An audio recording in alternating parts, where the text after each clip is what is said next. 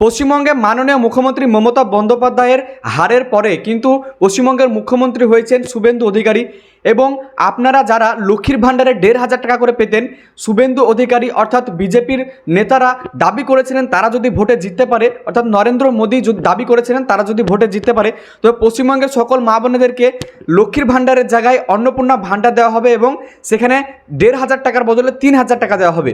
তো সেই প্রক্রিয়া কিন্তু ইতিমধ্যে চালু হয়ে গেছে, যেটা আমরা দেখতে পাচ্ছি, এবং এটা কতটা কার্যকর হবে সেটা তো পরে জানা যাবে। আর এখনকার সব থেকে যেটা বড় আপডেট নিয়ে আপনাদের সামনে এসেছি সেটি হলো অন্নপূর্ণা ভাণ্ডারের যে ফর্ম, অর্থাৎ অন্নপূর্ণার ভাণ্ডার আপনাদেরকে পেতে হলে যে ফর্ম ফিল আপ করতে হবে সেই ফর্মের কিন্তু ডেমো কপি আমাদের কাছে আছে।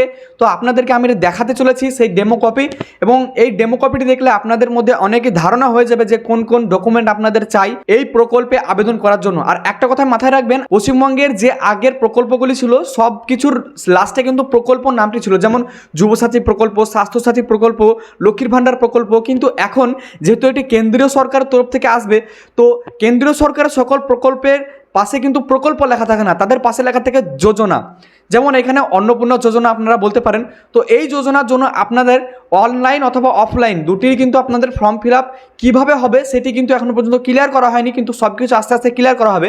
কিন্তু এখন যেটা সবথেকে বড় আপডেট, হ্যাঁ আমাদের কাছে সেই ডেমো ফর্মটি আছে, আপনাদেরকে চলুন দেখাবো সেই ডেমো ফর্মটি আপনারা কীভাবে যে কোন কোন ডকুমেন্ট লাগতে পারে এরকমভাবে কিন্তু আমরা আপনাদেরকে কিছু ধারণা দিতে পারি। তো চলুন বেশি কথা না বেরিয়ে আজকে ভিডিওর মূল অংশে যাওয়া যাক। কিন্তু যদি এখনও পর্যন্ত আপনারা আমাদের চ্যানেলটিকে সাবস্ক্রাইব না করে থাকেন তো প্লিজ আমাদের চ্যানেলটিকে সাবস্ক্রাইব করবেন এবং পাশে থাকা বেল আইকনটিকে অল করে দেবেন, তাহলে যখনই আমরা এরকম ইনফরমেটিভ ভিডিও আপলোড করবো আপনাদের সামনে সকলের আগে পৌঁছাবে। তো চলুন এখন বেশি দেরি না করে আমরা সেই ডেমো ফর্মটিকে আপনাদেরকে দেখাই এবং কোন কোন তথ্য আপনাদেরকে ফিল আপ করতে হবে সেগুলো বলে দিই। ডেমো ফর্ম আপনারা দেখতে পাচ্ছেন, আবারও বলে দিচ্ছি এটা একটা ডেমো ফর্ম, এটা কিন্তু অফিসিয়াল ফর্ম নয়। এবং এখানে কি লেখা আছে, মোদির অন্নপূর্ণা ভাণ্ডার প্রকল্প আবেদন ফর্ম, অর্থনৈতিকভাবে দুর্বল পরিবারের মহিলাদের সহায়তার জন্য প্রতি উপভোগকারী পাবেন ৩,০০০ টাকা।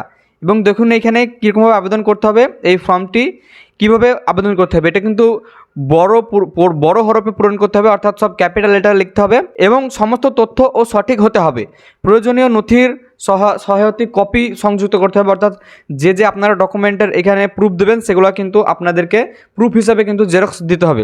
তো প্রথমে দেখুন আমরা দেখতে পাচ্ছি আবেদনকারীর নাম, এখানে নাম লিখতে হবে এবং তারপরে জন্ম তারিখ এবং তারপরে স্বামীর নাম বা পিতার নাম, তারপরে বয়স, অর্থাৎ এখন যে বয়স আপনার সেটা এখানে লিখতে হবে এবং তারপরে লিঙ্গ আপনার মহিলা পুরুষ না অন্যান্য এই লিঙ্গতে টিক মারতে হবে। এবং তারপরে বৈবাহিক অবস্থায় আপনি যদি বিবাহিত হন তবে বিবাহিততে টিক করবেন, অবিবাহিত হলে অবিবাহিতে।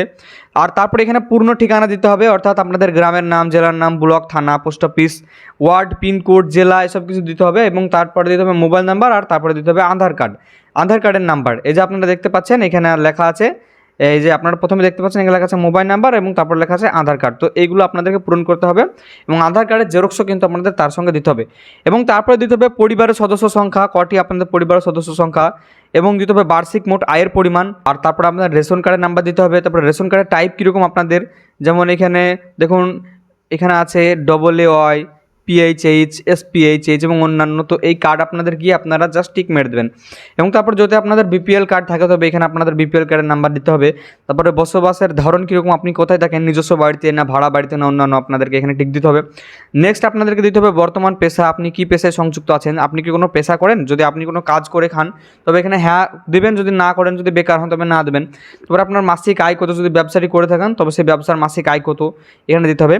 এবং ব্যাঙ্ক অ্যাকাউন্ট তথ্য আপনাদেরকে দিতে হবে, এখানে আপনারা যে ব্যাঙ্ক অ্যাকাউন্টে টাকাটি নিতে চাইছেন সেই ব্যাঙ্ক অ্যাকাউন্টের তথ্য কিন্তু আপনাদেরকে এখানে দিতে হবে। তারপরে এখানে IFSC কোড দিতে হবে, অ্যাকাউন্ট নাম্বার দিতে হবে, অ্যাকাউন্টের ধরন কী এটা দিতে হবে।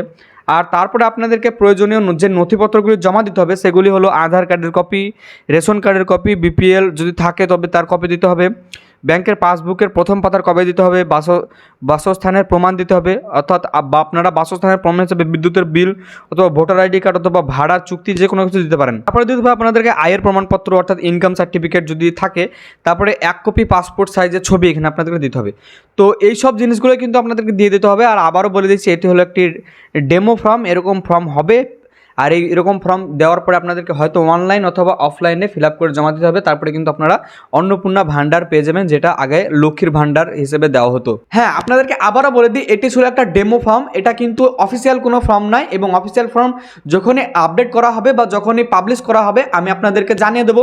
তার জন্য আপনাদের কি করতে হবে, চ্যানেলটিকে সাবস্ক্রাইব করে রাখতে হবে, এবং আপনারা কোনো গুজবে কান দেবেন না, কোনো স্ক্যামারদের ফান্ডে কিন্তু পড়বেন না। এখনো পর্যন্ত চালু হয়নি, চালু হলে আপনাদেরকে ঠিক আপডেট দিয়ে দেবো।